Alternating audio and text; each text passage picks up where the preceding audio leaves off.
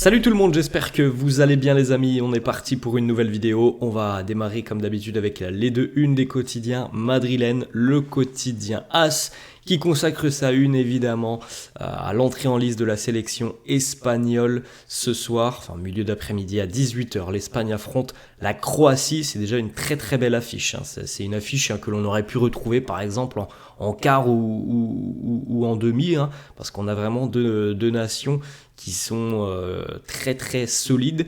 On a du mal à donner un favori à cette rencontre et ce sont deux nations très ambitieuses lors de cet Euro. Donc 18h, vraiment une très belle affiche entre l'Espagne et la Croatie. Petite information qui concerne le Real, c'est tout en bas au milieu. Acceleron por Mastantuono, on en parlera rapidement dans quelques instants. La une du quotidien Marca. Là aussi, encore une fois, évidemment, l'Espagne débute sa quête d'un 4e Euro aujourd'hui face à la Croatie. À noter aussi deux autres rencontres aujourd'hui. 15h, la Hongrie va affronter la Suisse et 21h, les champions d'Europe en titre, tout simplement. Les Italiens affrontent l'Albanie. Et puis, vous le voyez juste ici avec la petite photo. Mastantuono, el acuerdo más cerca. Mastantuono. L'accord est de plus en plus proche entre le Real, le joueur et le club argentin de River Plate. On regarde les amis les joueurs du Real qui seront sur les pelouses aujourd'hui en Allemagne. Ils seront tous sur la même pelouse lors de cette rencontre entre l'Espagne et la Croatie, 18h. Nacho, Dani Carvajal et Rosselló côté espagnol et évidemment Luka Modric côté croate. On revient sur la victoire de l'Allemagne hier pour le match d'ouverture. Les Allemands qui n'ont fait qu'une bouchée de l'Écosse, 5-1 pour l'Allemagne. L'Écosse a joué 45 minutes à 10 contre 11. Côté allemand, Florian Wirtz, Jamal Musiala, Kai Havertz, Niklas Füllkrug, Emre Can. Pour l'Écosse, c'est Rudiger qui marque contre son camp à la 87e minute, une démonstration de l'Allemagne pour cette première rencontre où les Allemands ont tout de suite pris le dessus et parfois on a des matchs d'ouverture où c'est tendu, on a du mal tout simplement à rentrer dans la compétition. Bon, ça n'a pas été le cas de l'Allemagne hier qui a tout de suite pris le dessus et qui a tout de suite montré sa supériorité face à une sélection écossaise évidemment qui ne joue pas du tout dans la même cour que la Mannschaft qui a déjà impressionné hier. Alors évidemment, les Allemands se sont facilité la rencontre, mais c'est pas donné à tout le monde non plus de tout de suite prendre les devants, de mener 2-0 au bout de 20 minutes et de quasiment déjà avoir plié la rencontre. En tout cas, l'Allemagne, de par son jeu hier, de par sa productivité offensive, a déjà envoyé un message à ses concurrents. On regarde les petites informations qui concernent les joueurs du Real qui ont disputé cette rencontre. Toni Kroos a joué 80 minutes, il est sorti sous les acclamations de l'Allianz Arena de Munich. Antonio Rudiger a joué l'intégralité de la rencontre, donc vous avez vu le but contre son camp pour Rudiger qui est un peu malchanceux évidemment. Du côté allemand. Quelques statistiques sur Toni Kroos. Il faut savoir les amis que depuis le retour de Toni, l'Allemagne ne fait que de gagner 4 matchs, 4 victoires. C'est quand même des stats assez intéressantes. Et surtout, c'est le comparatif qu'il nous faut donner, puisque avant ces 4 matchs, 4 victoires, l'Allemagne restait sur une terrible série de 4 victoires en 15 matchs. Donc autant dire que le retour de Toni Kroos y est pour beaucoup. Il y a évidemment une forme de stabilité, une forme de maîtrise au milieu de terrain qui a été retrouvée avec ce retour de Kroos, qui n'était plus le cas depuis déjà très très longtemps, puisque l'Allemagne quand même végète depuis quelques années maintenant. On continue les amis avec la masterclass de Kroos hier. C'est les derniers matchs où on va pouvoir profiter de lui sur un terrain, donc il faut encore une fois mettre en avant cette prestation XXL pour le milieu de terrain allemand hier.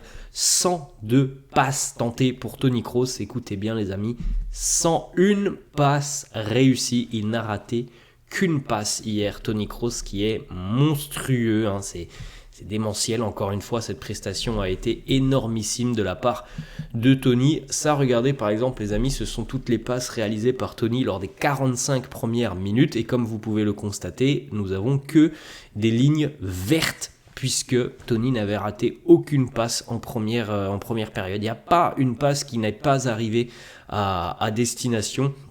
Il a affiché hier, hein, évidemment, comme d'habitude, un très très haut niveau et il est resté dans la lignée de ce que l'on a vu tout au long de la saison avec le Real. Tony hier, c'est 101 passes réussies sur 102 avec donc une précision de passe et un pourcentage de passes réussies de 99%. C'est complètement fou. 4 passes clés pour Tony, 8 sur 8 en ce qui concerne les longs ballons, et au total de cette rencontre, c'est 107 ballons touchés. Tony hier donc avec ses 99% de passes réussies, le 101 sur 102, c'est tout simplement le plus haut total depuis 1980 pour un joueur qui a tenté au moins 100 passes lors d'un match de l'Euro, les amis. C'est une stat incroyable, hein, tout simplement. Depuis 44 ans maintenant, personne n'avait réussi à faire ce qu'a fait Tony hier avec ce pourcentage de passes de 99% avec au moins 100 passes sur une rencontre. Alors, on peut dire ce que l'on veut, l'Allemagne a joué à 11 contre 10, l'Écosse est trop faible, peu importe les amis, ça c'est quelque chose que l'on peut même écarter parce que il faut tout simplement être en mesure d'avoir cette régularité, d'avoir cette précision. Vous vous rendez compte quand même, 101 passes réussies sur 102, peu importe que l'adversaire soit peut-être beaucoup plus faible. Il y a certainement beaucoup d'autres milieux de terrain qui se seraient ratés parce que parfois, techniquement, il y a une petite erreur, il y a une passe qui ne va pas forcément dans les pieds de son coéquipier. Et donc là, c'est quand même dingue de se dire qu'il n'y en a qu'une sur les 102 hier qui n'est pas arrivée à destination.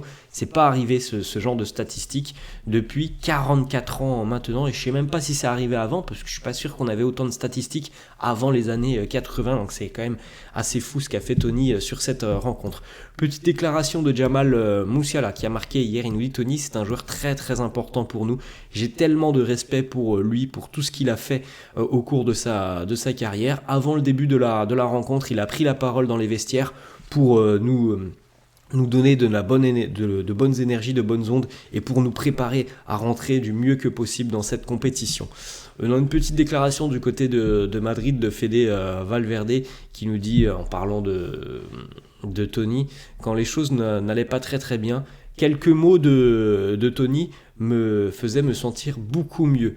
C'est un joueur qui va beaucoup me manquer sur et en dehors du terrain. Il était toujours très très calme. Ça, c'est l'une des particularités de Tony.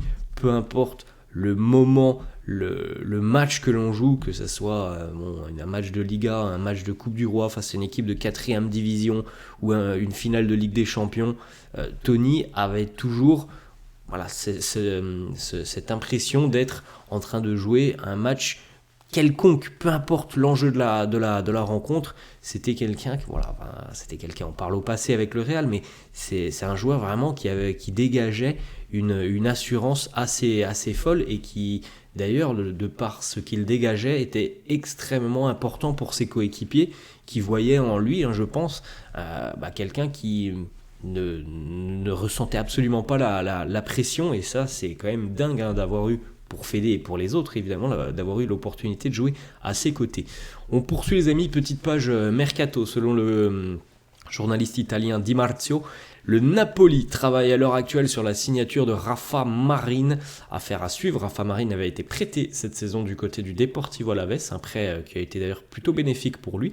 Il revient cet été du côté il va revenir normalement du côté de Madrid, et voilà, après ça sera la décision aussi des dirigeants du Real, de Carlo, de savoir si on compte sur lui ou pas. En tout cas, le Napoli travaille assez sérieusement sur ce dossier de Rafa Marin. On continue donc avec l'information qui concerne Franco Mastantuono. Le Real est en train d'accélérer très sérieusement sur ce dossier pour le jeune argentin, donc affaire à suivre dans les tout prochains jours. Il se peut que dans les tout prochains jours le dossier soit bouclé.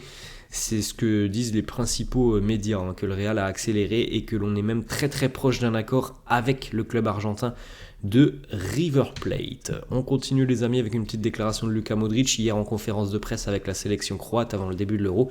Il a été questionné et a répondu sur son avenir au Real Madrid. Il a dit: Vous en saurez beaucoup plus sur mon futur très rapidement avec le Real. Bon, on rappelle les amis que Fabrizio Romano avait sorti les informations hier et que normalement il n'y aura pas de mauvaise surprise. Lucas continuera l'aventure pour une saison supplémentaire. Lucas, tout comme Lucas Vazquez, devrait continuer et prolonger donc l'aventure pour au moins un an. On enchaîne les amis avec une information du quotidien Relevo qui concerne Ferland Mendy et donc Alphonso Davies, c'est toujours le gros dossier à l'heure actuelle du côté de Madrid. Si Carlo avait l'opportunité et le choix, il préférerait donc la prolongation de contrat de Ferland Mendy à la signature d'Alphonso Davies. Bon, visiblement quand même les amis, c'est quand même particulier parce que Carlo n'a cessé depuis des mois et des mois d'appuyer le rôle de Ferland Mendy, mais visiblement de ce que l'on entend, ça va peut-être pas suffire. Le Real a quand même jeté son dévolu sur Alphonso Davies. Il y a de nouvelles informations d'ailleurs qui concernent le dossier Alphonso Davies. Selon le quotidien allemand Kicker, le Bayern Munich serait maintenant prêt à continuer de discuter avec Alphonso Davies, mais serait aussi surtout prêt à prendre le risque de conserver le joueur. Donc jusqu'à l'été 2025, date de la fin de son contrat, donc potentiellement il pourrait partir libre en 2025. Le Bayern serait donc prêt à prendre ce risque parce que visiblement Alphonso Davies n'a pas donné une réponse favorable aux dernières discussions entre lui et le club. Et donc c'est pour ça que le Bayern, pour le moment qui n'a toujours pas reçu d'offre du Real, serait prêt à emmener donc Alphonso Davies jusqu'à la fin de son contrat. Potentiellement il pourrait quitter le monde. On considère que ce serait pas la fin du monde s'il partait gratuitement l'année prochaine. Bon, c'est un peu surprenant parce qu'on n'a pas du tout entendu ça quand même depuis quelques mois maintenant. Autre information, les dernières nouvelles donc, qui concernent Alphonso Davies. Selon Florian Plettenberg, journaliste Sky Allemagne, il y a eu des discussions donc, du côté du Bayern et dorénavant, on n'est plus contre l'idée de, comme on vient de le dire les amis, de faire rentrer Alphonso Davies dans la dernière année de son contrat. Pour le moment, il n'y a aucune offre concrète de la part du Real. Le Bayern pourrait donc le perdre gratuitement l'été prochain. Il n'y a pas de nouvelles discussions pour le moment entre le Bayern et le joueur et ses représentants. Donc évidemment, il n'y a aucun accord. Le Bayern a amélioré son offre. Je crois que le Bayern était passé à 13 millions d'euros annuels, me semble-t-il, si mes souvenirs sont bons pour Davies. Bon, visiblement, ça ne convainc pas le joueur qui demande 20 millions d'euros. Franchement, on le passe comme ça, mais qu'il demande 20 millions d'euros, bon, c'est prétention, il fait bien ce qu'il veut. Je pense que le Bayern n'ira pas jusqu'à 20 millions d'euros, et je pense encore moins que le Real lui offrira aussi ces 20 millions d'euros. Donc potentiellement, peut-être que ça sera étudié, mais peut-être qu'il arrivera l'année prochaine. Avec 20 millions d'euros, ça m'étonnerait, mais peut-être qu'il arrivera avec une petite prime à la signature, ce qui pourrait un petit peu compenser, parce que 20 millions d'euros, sincèrement, les grands cadres du Real sont à 20 millions d'euros, donc ça me surprendrait beaucoup que le Real propose 20 millions d'euros annuels à Alphonso Davies. Les dirigeants du Bayern ont fixé des limites très claires et je pense que voilà, on est très très loin d'un accord dorénavant entre le Bayern et le joueur et ses représentants. On continue les amis, déclaration de Cafu, légende du football brésilien, légende des défenseurs, des latéraux. Cafu qui nous dit aussi, en parlant de Dani Carvajal, pour moi c'est le meilleur latéral droit au monde. Kyle Walker, Trent Alexander-Arnold font partie des meilleurs, mais pour moi, le numéro 1, c'est Dani Carvajal qui combine évidemment beaucoup de qualités et l'expérience que peut-être Walker et Trent Alexander-Arnold n'ont pas forcément. En tout cas, ils ont de l'expérience évidemment, mais pas autant que Dani Carvajal. Le tirage au sort, les amis, du calendrier de la Liga sera bientôt rendu puisque ça sera dans 3 jours. Mardi 18 juin, nous connaîtrons donc le calendrier de la Liga espagnole. La compétition, on le rappelle, débutera le 18 août et se finira le 25 mai. On va du côté de Dortmund. Un ancien joueur du Real Madrid devient entraîneur du Borussia Dortmund. Le Turc Nuri Sahin est le nouvel entraîneur du Borussia Dortmund. On peut le féliciter, on lui souhaite plein de bonnes choses du côté du Borussia. Jude Bellingham d'ailleurs a réagi sur les réseaux sociaux, alors non pas à l'arrivée de Nuri Sahin, mais plutôt au poste de Mats Hummels qui va vraisemblablement quitter le Borussia Dortmund. Voilà la petite réponse de Jude Bellingham qui lui souhaite le meilleur, all the best mate.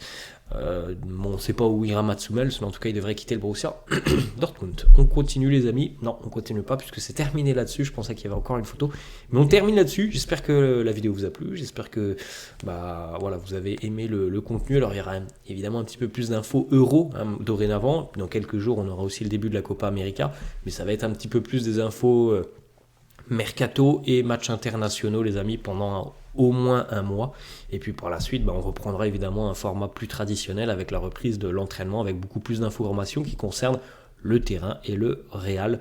Là on va profiter de ce beau mois de compétition qui s'offre à nous avec l'Euro et la Copa. Voilà les amis, la fin de cette vidéo, n'hésitez pas à lâcher un petit pouce bleu, n'hésitez pas non plus à vous abonner à la chaîne, je vous laisse et je vous dis à la prochaine. Ciao.